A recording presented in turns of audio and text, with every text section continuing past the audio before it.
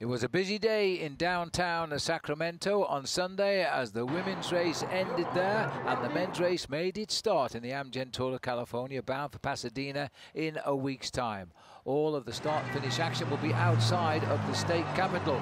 This was a sprint during the women's race with Giorgia Bronzini getting the points and the second time bonus, and overall it reversed the situation in the race. Anna van der Breggen, 1 second behind at the start, was now 1 second in front.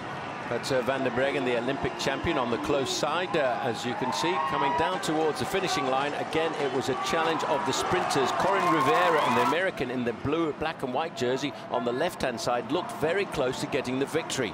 But on the right is Bronzini getting the victory, her first of the tour, and second was Rivera, third was Kirsten Wild. With none of the overall contenders scoring time bonuses, it meant that Anna van der Breggen, who'd never worn the leader's jersey, would end the event as the outright winner by a single second over Katie Hall. It was a close finish for the sprinters, but victory going to the top woman of 2017 so far. There's the stage result. On the right, Kirsten Wild, in the middle, Bronzini, and on the left, Corinne Rivera. But the overall going to Anna van der Breggen, an Olympic champion last year in Rio de Janeiro, and now the champion of this event, and her first prize for a beautiful Lexus car. Yes, a magnificent Lexus car to take her all the way back to Europe. But as you look at the overall classification, how close it was at the top of the standings, Katie Hall, the American on United Healthcare, in second place at a single second. And one of the revelations there in third place, Arlene Sierra from Cuba, the only Cuban women's professional, just over half a minute back. She would also win the points competition. Rivera got herself up in the 6th place overall, and the top 10 completed by Leah Thomas for Showa 2020. That was the women after 4 days of racing, and then running concurrently it was the men. While the women were finishing, the men were making a breakaway out on the highway. It was 104 miles based in Sacramento. The world champion Peter Sagan was in the peloton, looking forward to a week of racing. Would he come shoulder to shoulder with the other top sprinter, Alexander Kristoff, by the end? Or early on, though, the man who we expected to see fighting it out for the sprint, Marcel Kittel, making a final few adjustments to his pedal to make sure everything was right as they charged into Sacramento for 3 laps of a downtown circuit. They ran down the side of the American River.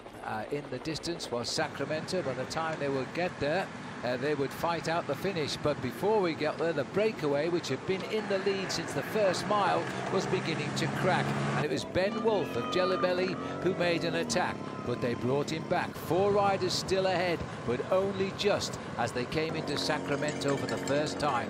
The last survivor of that breakaway group, John O'Clark, getting pulled up by the main field under the impulse and the attack of Team Sky. But coming into the final kilometre, it was the blue and white jerseys of Team Quickstep Flooring. They'd worked hard all day to keep this race together for Marcel Kittel. They weren't going to be beaten now. They were doing a very strong lead out. Jack Bauer putting on the pressure so much he was almost riding off the front of the peloton. The other sprinters were trying to get in touch with him as they lined up for the finish. It really was a sprint royale against some of the best finishers in the world. Marcel Kittel was biding his time, and the world champion Peter Sagan was also in the mix on the right. But then came the final throw to the line. Kittel was perfectly placed. At first, Kristoff looked good too, but he was swept away as Marcel Kittel came to his first ever victory outside the state capitol in the Amgen Tour of California. Second, the world champion Peter Sagan. This was the moment he'd waited for, and it all had worked out after a brilliant day's teamwork by Quickstep Flooring.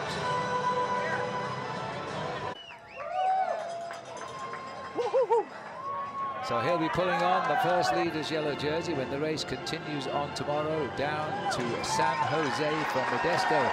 It's a hilly route. Marcel Kittel isn't a climber, but he's enjoying the moment in Sacramento. So the overall standings, only the time bonus is causing the gaps. Kittel 4 seconds ahead of Sagan, 6 over Viviani, who was third today, 9th over Floris Hertz, who was in that breakaway, and 9 seconds over Johnny Clark, also in that breakaway. A little bit further down for you, John Degenkolb is in 6th place, the top 10 completing by Monaco Cup. Tomorrow it's stage 2 as we head to San Jose.